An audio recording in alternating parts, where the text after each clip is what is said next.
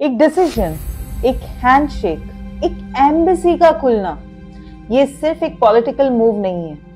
आप और हम विटनेस कर रहे हैं इतिहास और फ्यूचर को आमने सामने आते हुए। भारत ने 2025 में वो किया जिसकी चर्चा दुनिया भर में, तालिबानियों के साथ में अपने रिश्तों को रीसेट किया गया। लेकिन सवाल हर दिल में आज भी यही है, क्या हमें इस डिसीजन पे गर्व होना चाहिए या डर लगना चाहिए? नमस्कार दोस्तों, मैं हूँ सबीरम और आज हम इसी कहानी की तह तक जाएंगे, जहाँ वैल्यूज, इमोशंस और स्ट्रैटेजीज आपस में टकराते हैं। 3 साल पहले जब अफगानिस्तान में तालिबानियों की सरकार बनी तो भारत ने अपने रिश्ते तालिबानियों से खत्म कर दिए। भारत ने अपनी एम्बेसी भी क्लोज कर दी। ऐसे कई सारे देश थे जैसे कि पाकिस्तान, रशिया, चाइना, जिन्होंने अपनी एम्बेसी फिर भी वहां पे कंटिन्यू रखी। अब भारत को डर था अपना इन्फ्लुएंस अफगानिस्तान में खत्म होने, तो भारत ने भी चुप्पी रखी और ट्रेड और ह्यूमैनिटेरियन एड वहां पे सप्लाई करते रहे। फिर आता है साल 2025, जिसमें हमारे external foreign minister S Jaishankar ये डिक्लेयर करते हैं कि जो टेक्निकल मिशन है अब वो एम्बेसी बनेगा।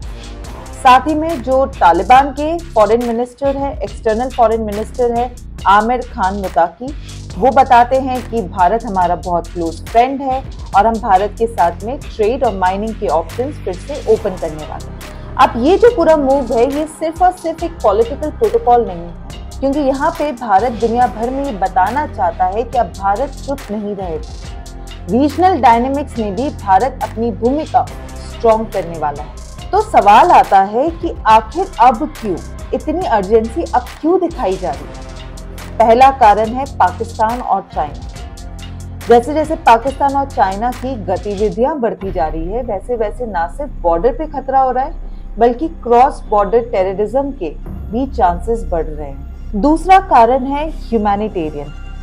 अफगान के लोगों की ना सिर्फ जरूरतें बढ़ी हैं, बल्कि पिछले 3 सालों में वहां पे शिक्षा, स्वास्थ्य और इंफ्रास्ट्रक्चर काफी कोलैप्स हो चुके हैं। तीसरा कारण है इकोनॉमिक्स को बढ़ाना।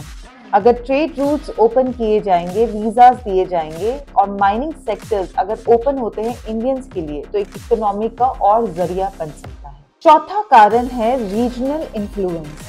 जब चाइना और पाकिस्तान अपना रीजनल इन्फ्लुएंस बढ़ा रहे हैं, तो भारत भी चाहता है कि वो उस कदम में कहीं भी पीछे ना रहे और अफगानिस्तान में उसका इन्फ्लुएंस बना रहे। अब इस शॉर्टकट के साथ में कई सारे रिस्क इन्वॉल्व हैं।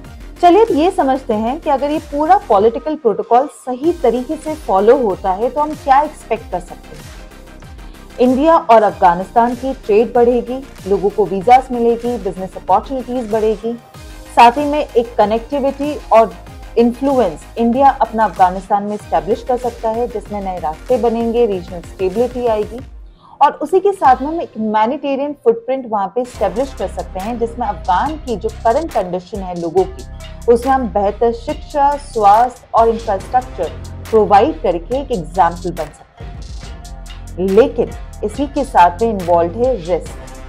अगर तालिबानी सरकार अपनी ह्यूमन राइट्स पॉलिसीज नहीं चेंज करती है, तो इंडिया इंटरनेशनल ग्राउंड पे अपनी क्रेडिबिलिटी को कॉम्प्रोमाइज करने वाला है। अगर पाकिस्तान या कोई भी अन्य देश तालिबानियों को इस मूव के लिए प्रोवोक कर रहे हैं, तो हमारे लिए बॉर्डर टेंशंस भी बढ़ सकते हैं। साथ ही में आता है जनता का डिबेट। क्या भारत अपनी ह्यूमैनिटेरियन, अपनी मॉरल वैल्यूज खो रहा है just for the influence in the security? ये सोचने की बात है। तो दोस्तों, ये सिर्फ एक राजनीतिक मूव नहीं है, ये वक्त है इस बात को सोचने का कि भारत आखिर किस तरीके का देश है। क्या भारत प्रैग्मेटिस्ट है जो रिस्क उठाने से डरता नहीं है, या फिर एक आइडियलिस्ट है जो अपनी वैल्यूज को कभी छोड़ता नहीं? तो अब सवाल मैं आप सबसे पूछना चाहती हूँ, क्या भारत ने जो किया वो सही किया? अगर आप विदेश नीति बनाते तो क्या आप ये कदम उठाते? कमेंट बॉक्स में अपने विचार जरूर बताइएगा, क्योंकि उसी से डिबेट शुरू होता है।